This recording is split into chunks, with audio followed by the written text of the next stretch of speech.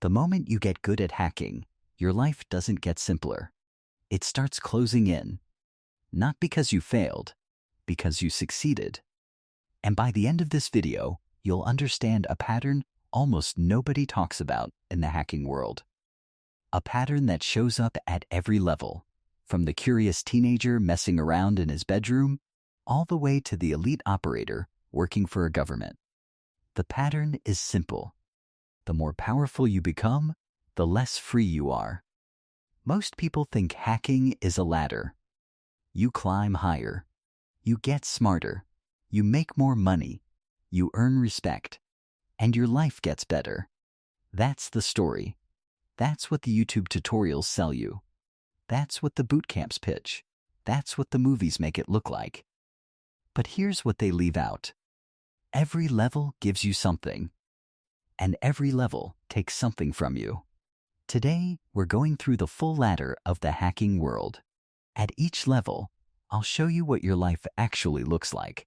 The skills, the money, the freedom, the stress, and the mental cost. And by the time we reach the top, you might not see success the same way again. Let's start at the bottom. Level 1. The script kiddie. You don't know what you don't know. That's why this stage feels so free. You found Kali Linux on YouTube, ran Nmap, tried Metasploit, maybe defaced something small or booted someone offline. You're not a mastermind, you're curious, reckless, and just playing. The NCA found many young cyber offenders weren't chasing money. They wanted challenge, accomplishment, and respect online. At this level, hacking feels like magic. You type a command, something happens, suddenly you feel powerful. But you're still small, low skill, bad OPSEC, low consequences, normal social media, normal travel, no paranoia, no secrets, just exploration. Ironically, this may be the most freedom many hackers ever have, but then you get better, and the game becomes a career. Level 2, the bug bounty hunter. This is the dream everyone sells. Find bugs, get paid. No boss, no office, just your laptop and the internet. And yes, the money can be real. Top hunters make 6 figures. A few cross $1 million. But that's the highlight reel. For every huge payout screenshot, hundreds grind for days and get 2 words back. Duplicate, resolved. Someone else found it first. You get nothing. Freedom starts feeling like gambling. The community calls it the dopamine drought. You chase the hit, the bug, the response, the payout. Then days pass, weeks pass, no reports, no money, no recognition. The silence gets loud. You see someone post a $15,000 bounty, and instead of feeling inspired, you feel behind. Then the question starts. Maybe I'm not good enough. Bug bounty doesn't just test skill, it tests sleep, patience, identity, relationships, uncertainty. You skip meals, delay sleep. Tell yourself just one more request. Because if new scope drops and you're late, someone else gets the easy bugs. So yes, you're your own boss.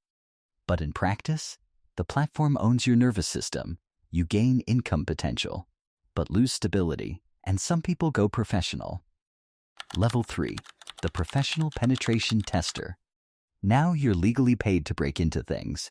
Contracts, scope, meetings, reports due by Friday. The salary is real. The security is real. The respect is real. This is a career now. But here's the cost. When you think like an attacker all day, you don't turn it off at night. You see weaknesses everywhere. Websites, locks, cameras, badges, screens, people, even family conversations. That sounds extreme. Until you realize it's what you're paid to do. In psychology, constant threat scanning can look like paranoia. In cybersecurity, it gets called competence. You're paid to rewire your brain, and there's no off switch. Then comes the weight. You found holes in hospitals, banks, schools, businesses, and infrastructure. You know how fragile everything is. And once you see that, you can't unsee it. The job says, find it, report it, move on.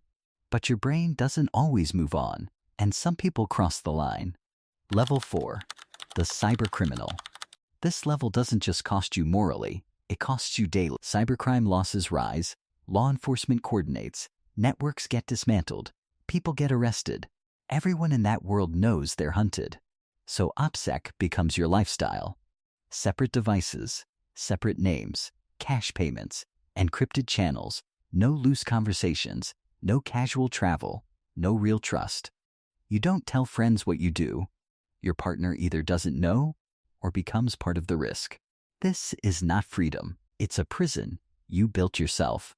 One careless message, one reused handle, one exposed IP, one person talking. That's all it takes. And the higher you rise, the more threats appear. Law enforcement, rivals, scammers, blackmailers, insiders, informants. Movies make hackers look like they get caught by genius detectives.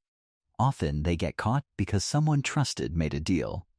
Hector Monsegur, known as Sabu, was a major member of OPSEC. Then he got arrested. To reduce his sentence, he became an FBI informant. He entered hacker chats, spoke to people who trusted him, and helped unmask his own colleagues. At this level, trust becomes dangerous.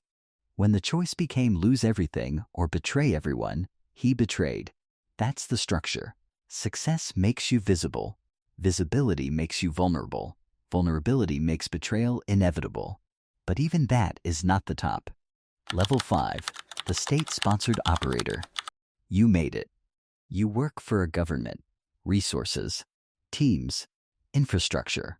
Protection. Exploits most people will never see. Maybe 0 days worth millions. Maybe operations lasting months or years. This is elite cyber work. Very few people can operate here. But here's the price. You often cannot truly leave. State-sponsored hackers can become trapped inside their own borders. Step into the wrong country, and they risk arrest. They know it. Their government knows it. And their government accepts it. Because at this level, you are not just a hacker. You are an asset, a tool. Valuable, protected, but still a tool. Your targets are chosen above you. Your operations are approved above you. Your creativity is limited by bureaucracy. Most of the work is not cinematic. Infrastructure, documentation, briefings, waiting. The actual hacking may be only a fraction of the job. And then comes the cage. You are watched by your own side. Because you know too much. Operations, capabilities, targets, methods. That makes you valuable and dangerous. Your communications are monitored. Your travel is monitored. Your activity is reported upward. The system trusts your skill. But not you. You are a state worker first and a hacker second. That 0 day you found? It might be worth millions. But you can't sell it, can't publish it, can't discuss it. You file it and move on. That's the gilded cage. Power, resources, protection, but not freedom. Now look at the ladder. Level 1, low skill, high freedom. Level 2, better skill, unstable income. Level 3, stable career, threat scanning brain. Level 4, high capability, constant fear. Level 5, maximum resources, no real exit. Every level adds power and removes something personal. Sleep, privacy, trust, movement, peace, freedom. Marcus Hutchins' story shows the pattern clearly. He stopped WannaCry.